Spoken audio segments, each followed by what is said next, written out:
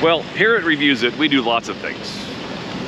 We review guns, cars, just anything that I want to talk about pretty much. And some people blame me that it makes my channel weird, but that's just my channel. I can do what I want. And today, we're going to be doing an airline video. I've always loved to watch Jeb Brooks with Greener Grass and Sam Chewy flying all over the world. And since I'm in Seoul, Korea, I figured this is a great chance on my way home to do an airline video. Seoul, Korea is a wonderful place. There's a lot of people here, so if you're not a people person, this probably isn't the place to go.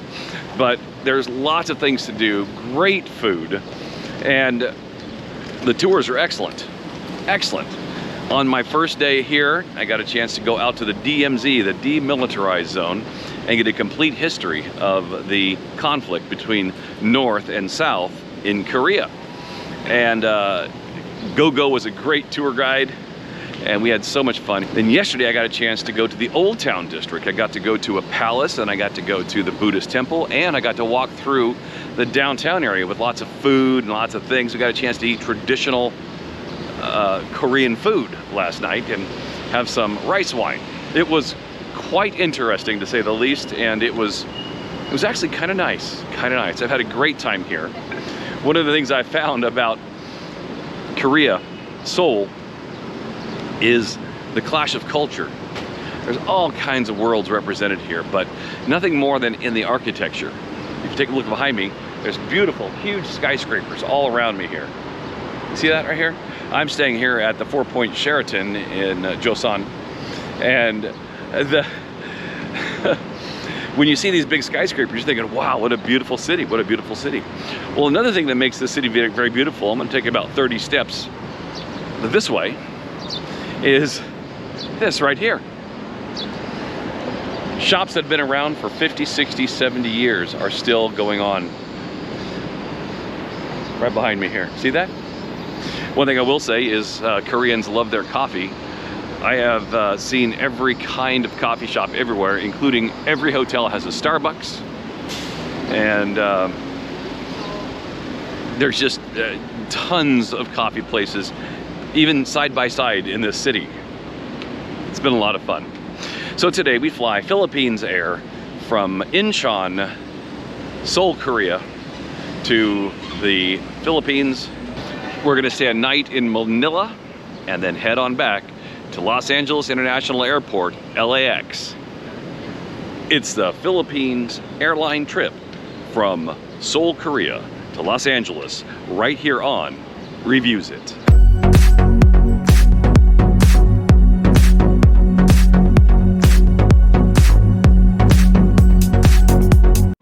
Our journey today starts at the bus stop right in front of the hotel.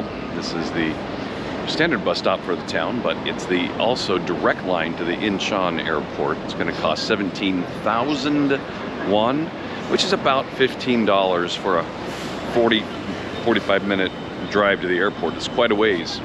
It's 10,000 won to take the train, direct train, but then I have to take a taxi over to Seoul Station and then down, which would be about the same cost. So I figure I came here on the train, I'm gonna go back on the bus. Well, coming into the airport on the bus was a really nice experience. I went out on the train, and now I'm coming back on the bus, and I had an opportunity to see the city that you really don't get to see on the train because it's kind of subterranean at parts and it has walls and stuff like that. It took an hour and a half to get from Joseon all the way around town and then down to the airport. Just know that if you ever are flying out of Seoul, Korea, you have to leave at least 2 hours early, even before your 2-hour arrival or 3-hour arrival. So you're talking about 5 hours early. It's a long drive. Traffic can be very bad. But you know, the thing about Korea here that kind of gets me is the way they live. Everybody seems to be in a very good mood. They seem to enjoy fellowship. But the housing complexes that they live in, they're massive and they're everywhere. You know, tens of millions of people live here, and they have to put them in these mega high high-rise apartment complexes that are in groups of 30 and 40 buildings. The sheer magnitude of the engineering for this is just, it blows my mind. It blows my mind. We are way early for our flight, so our ticket booth isn't even open yet. So I came over here to second floor, K Street Foods, and trying to find food that looks appealing to me over here is difficult. But I did find a rice, I'll show it to you here, a rice and beef with egg dish, spicy, and then a little soup, and look at this, grape Welshes. You don't even see that anymore in the States, and I'm a big fan of grape Welsh. So, I'm gonna eat my lunch here, and we're gonna take a quick tour, but if you look around, this terminal is massive. This is Terminal 1, and it starts over here at A, and it goes all the way to N when it comes to different airline ticket booths. It goes, I'm all the way at the far end, but I walked on the second tier here. They have all kinds of restaurants because people have to get here so early that they have to have restaurants on the outside here, and there is a ton of them. Just the only thing that looks American here is right over there is a Jamba Juice, and that's outside. So maybe after my lunch, if I'm not quite there, I'll go get myself a Jamba Juice. Be right back with you after we check in and get inside the terminal. Well, we've been 9 hours at the Incheon Airport in Seoul, and pretty neat place actually. And finally, our plane is about an hour and a half late, but we're getting ready to take off here on Philippines Air. And beautiful airport. What a beautiful airport. Got a chance to go to one of the lounges here, the Sky Lounge. And here we go. On to a A321. Well, that was kind of a nightmare. They were giving out announcements in only Korean and had lines going everywhere, and everybody rushed up there. It was quite interesting. But now we're going down an escalator to a second floor. The way they do it here is you load up on the top floor and you ride an escalator down to the bottom floor, and then you go get on the plane. So let's go take a look at what the plane's like over here. The numbering systems are weird in this plane. The first class are a set of numbers. The premium economy is a second set of numbers that go in the 20s, and then the first row of standard coach is 31. Go figure. I don't begin to understand the numbering system on these things, but you would think it would go 1 to the end, but it doesn't.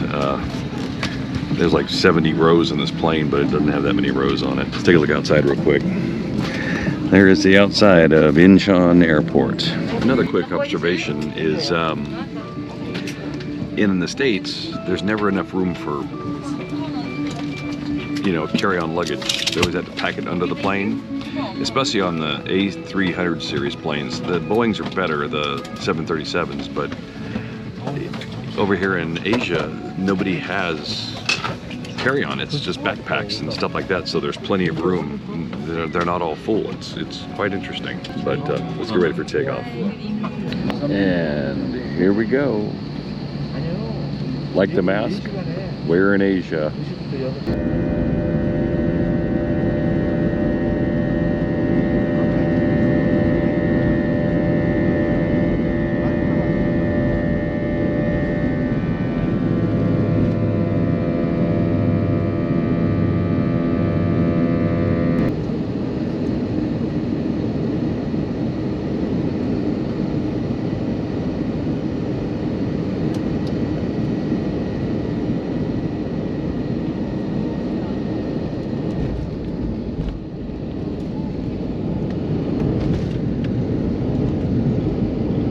There's good and bad things about traveling, right?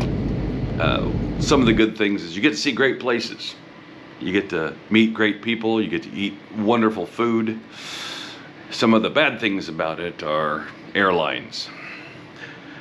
We were 2 hours late getting out. It's 2 a.m. now. I am in Manila, Philippines, and at the Kingsford Hotel. And flight itself was just a flight. They had some food on the flight there. They had two choices. You could get beef or pork, and smooth flight. altogether. One thing that bothers me is whenever I fly on A321s, there is this noise after you take off that goes for like 5 minutes. Like there's a food processor going on or something, and it's always on the Airbus, it's never on the Boeings, on the 737s, but here's what it sounds like. And I don't know, it's always bothered me about the Airbus A320 series is that the weird noises that plane has. It's just crazy. Well, you know what? I feel kind of like the mentor pilot right now, in between flights and trying to get a couple hours of sleep before my next leg of the journey. I love that guy too. But I'm gonna take it easy, go take a shower real quick, crash out until I gotta get back on the road again, get back over to the airport and head back to California, where we're gonna be riding in a Boeing 777 Philippines Air for our last leg of the journey. Here's my little friend they had on the bed for me when I got here at the Kingsford. There's like a little elephant there, right there on the bed for me, huh? Something fun at 2 a.m. Well, I just made it through the customs here at Manila Airport. Manila, I gotta say that right, huh? It's kind of trips off the tongue for me. Maybe I'm just too tired. It's been traveling so much these last few days. It took me about a half hour, 40 minutes to get through all of the different checks when I arrived at the airport. We had a tram from the hotel that brought me over here. We're gonna be down here at gate number 5, which is all the way at the end and down some stairs. What's interesting about that is the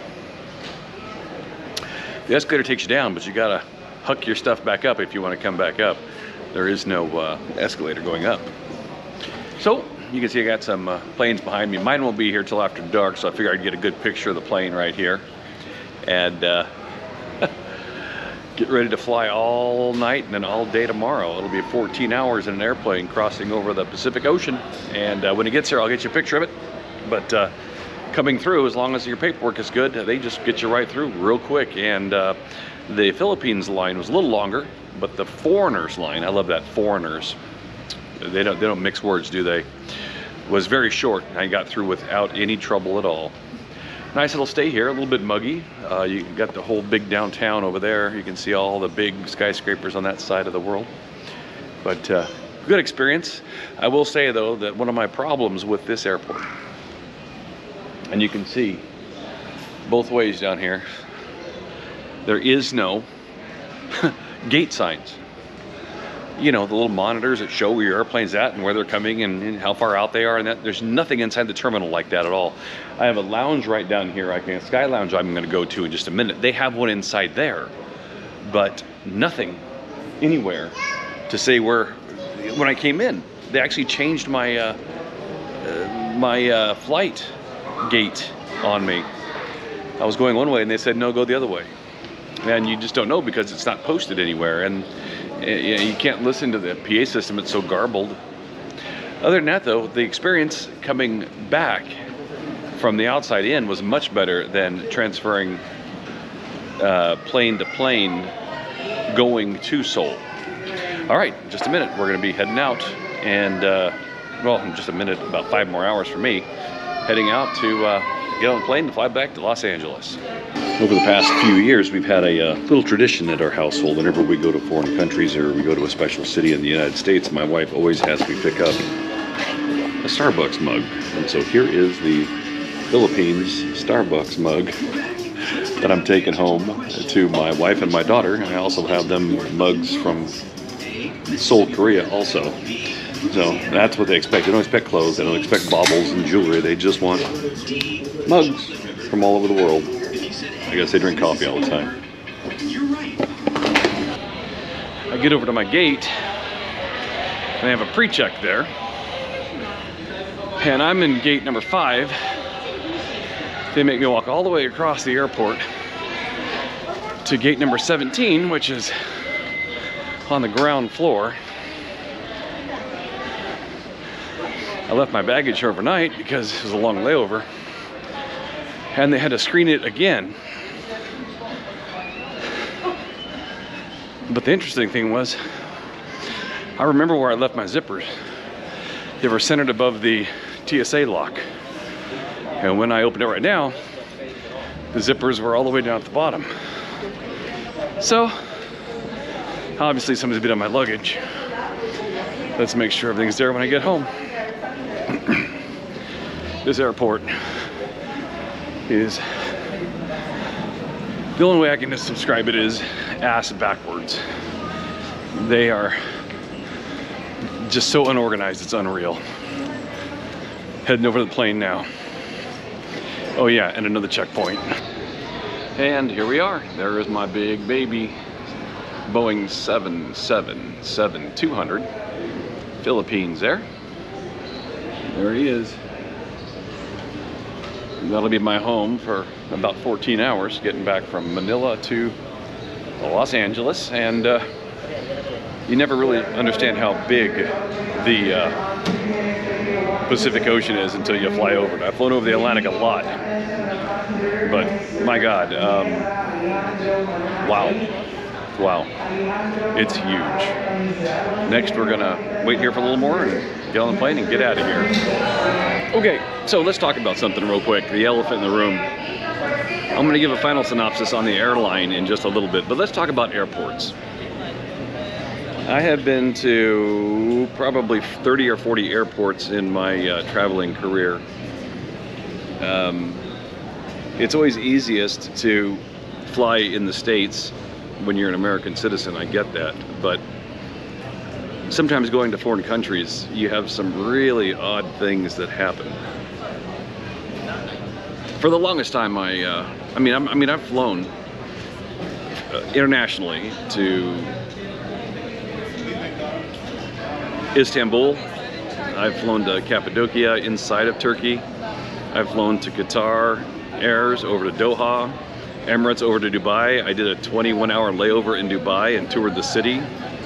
I've flown through Frankfurt, Germany, and I've flown into Nairobi, Jomo Kenyatta Airport several times now. And for the longest time, I always thought that that was the most dysfunctional airport I've ever seen in my life. Well, congratulations. And now I've also been to Seoul, Korea, Incheon Airport. I've been to London Heathrow, I've been to Glasgow. I've been to a lot of airports, and this one takes the cake. It is the most dysfunctional,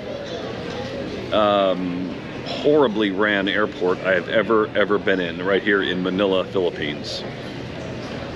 The way they check you in was fine this morning, but because I had a long layover, they actually kept my bag, and it looks like they opened my bag while I was gone. And I don't know.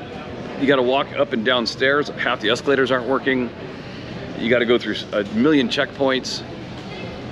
The flow in the place is terrible. There's no signs for your flights, whether they've been changed or not. It's probably the worst airport I've been in ever. It's clean. It seems okay. There's not a lot of eateries and shops like you see in major airports like this city is. It's a million-person city or multi-million-person city. You would think that they would have an airport that would represent that, but they don't. I heard they're trying to make a brand new one, the biggest one in the world, about an hour out of town, 100 miles or so, which makes no sense unless they're trying to make it more central for other cities. But yeah, that's years and years and years away. But the way this place is built, it's just a nightmare to work with. So when it comes to rankings, the Manila, Philippines airport is the worst so far that I've been in. And that's saying a lot, because I've already been to the Nairobi airport, which has come a long ways in the last few years. Well, now it's time to wait for the plane. There's my, just know if you come to this airport, get ready for a bunch of hassle and a bunch of BS. Get here early and ask lots of questions, because you just never know where they're gonna have your stuff and what they're gonna do with your luggage and everything else. I'm so glad that I didn't get here too early. I spent some time in the lounge, because I wouldn't have known I had to go to gate 17 on the opposite side of this airport, about a mile away from here, down 2 sets of stairs that didn't have escalators. You had to walk down and up everything with me and 2 bags that I'm carrying here. It's just, it was terrible, just terrible. Just know, come prepared. Philippines is trying to do their best, I guess, but it's not an easy airport to navigate. It's not an easy airport to get through, and it's very confusing at times. Well, like I said, 13 hours, 24 minutes, 12 hours, 34 minutes, there we go. And what a nice flight.